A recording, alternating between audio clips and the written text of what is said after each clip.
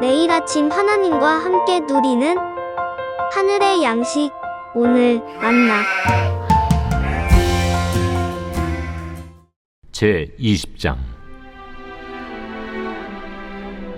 소요가 그침에 바울은 제자들을 불러 권한 후에 작별하고 떠나 마게도냐로 가니라.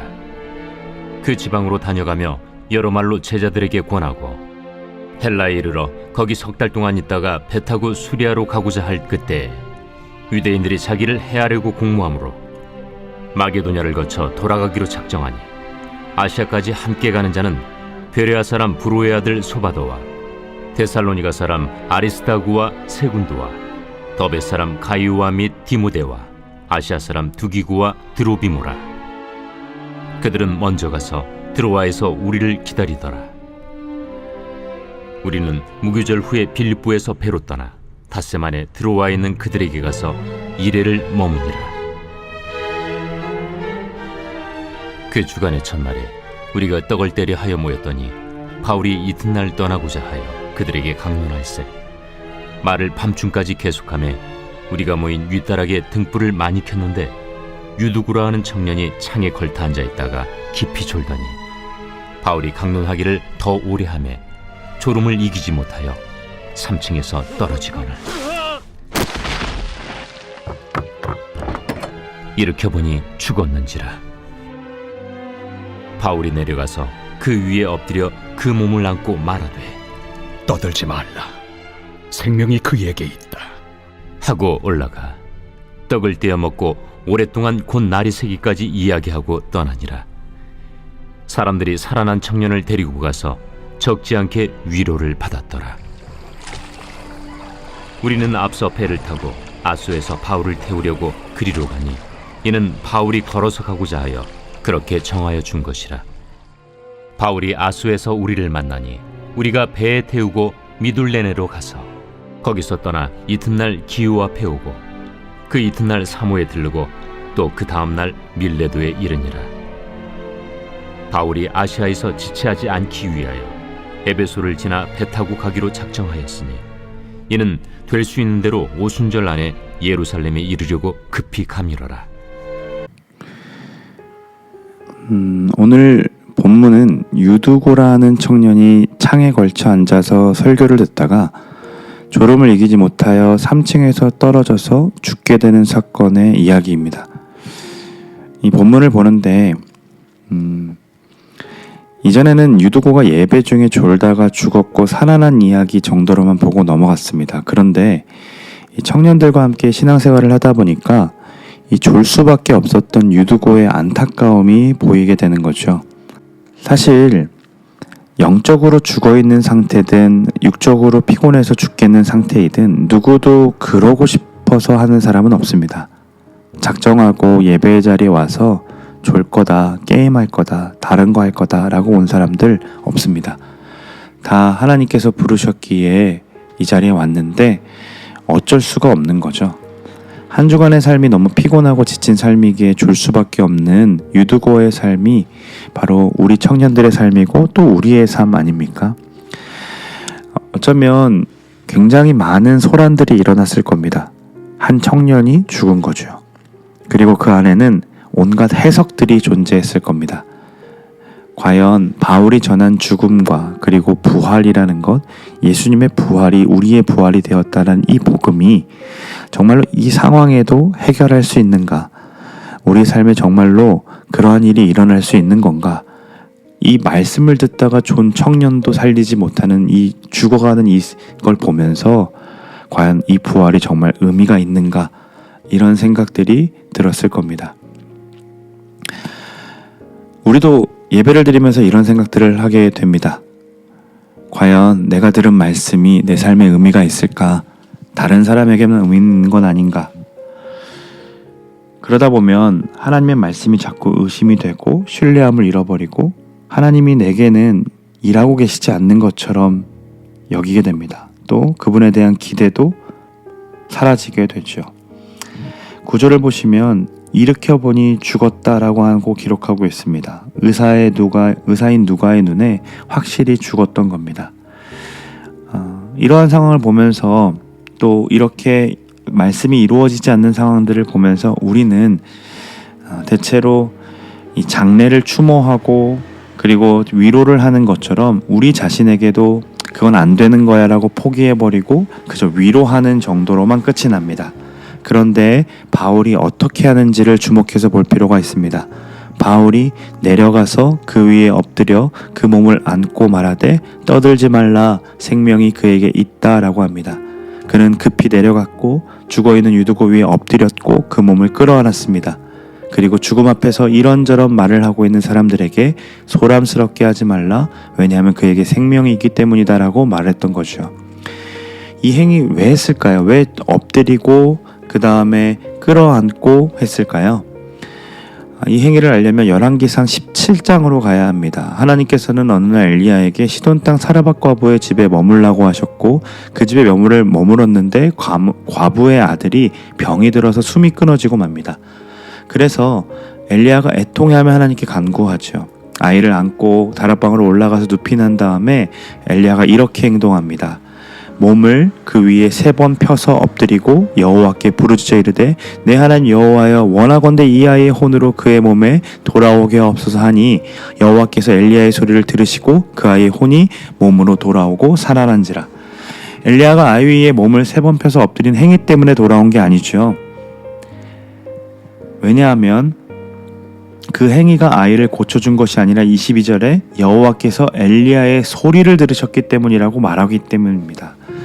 이 기적 같은 일은 엘리야의 제자인 엘리사에게도 동일하게 일어남을 열왕기하 4장에서 볼 수 있습니다. 또한 신약 시대에 와서는 예수님의 행적 가운데도 일어남을 볼 수 있는데 누가가 기록한 복음서를 보면 회당장 야이로의 딸이 이미 죽었는데 예수님은 그 아이를 보고 잔다라고 말씀하셨고 손을 붙잡고 일으키셨을 때 아이가 살아난 역사를 누가는 정확하게 기록했습니다. 그리고 예수님 이후 초대교회 안에서도 비슷한 역사가 일어났음을 누가와 바울은 알고 있었습니다.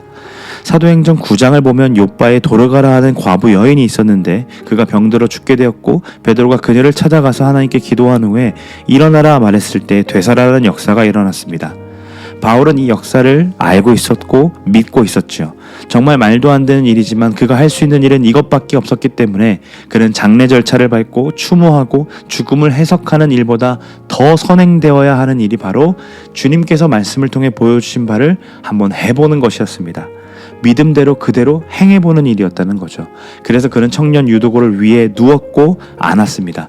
시신 위에 눕는 것은 부정한 행동이었지만 그는 자신이 부정해지더라도 하나님께서 말씀을 통해 하신 역사가 자신에게도 일어나기를 바라면서 그를 끌어안았습니다.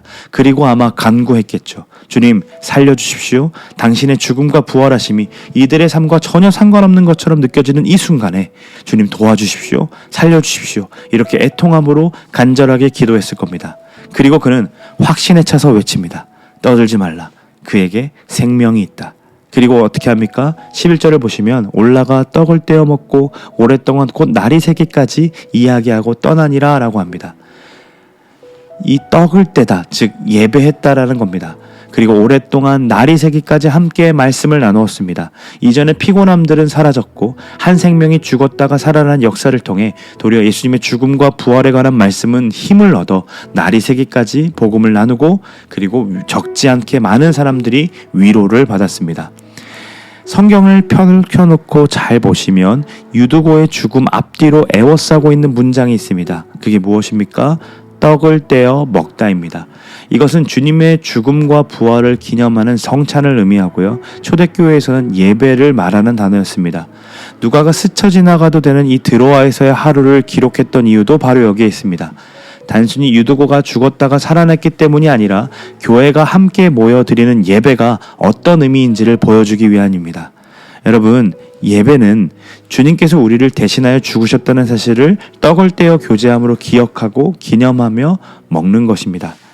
떡을 떼는 행위를 보면 한 덩어리의 떡이 각각에서 떼어져 나가는 것을 보여주면서 그것이 바로 성찬이고 예배입니다. 한 사람 한 사람이 예수 그리스도의 몸의 일부라는 것을 말하면서 그분의 몸으로 그분의 피로 우리가 새로운 생명을 얻게 되었다라는 것을 기억하는 것이 예배라는 것이죠. 예배는 어쩔 수 없이 드려질 때도 있고 피곤해서 졸 때도 있고 마음이 힘들고 상황이 어려워서 아무것도 들어오지 않을 때도 있지만 여러분, 예배는 결국 주님의 몸과 피로 여러분들이 자유케 되었다라는 건 여러분이 그 죽음으로부터 되살아났다는 것을 기억하며 회복하는 것입니다. 그래서 여러분, 그 회복을 경험하시고 싶다면 믿기지 않아도 말도 안 되는 행위 같지만 말씀대로 해보는 삶이 필요합니다.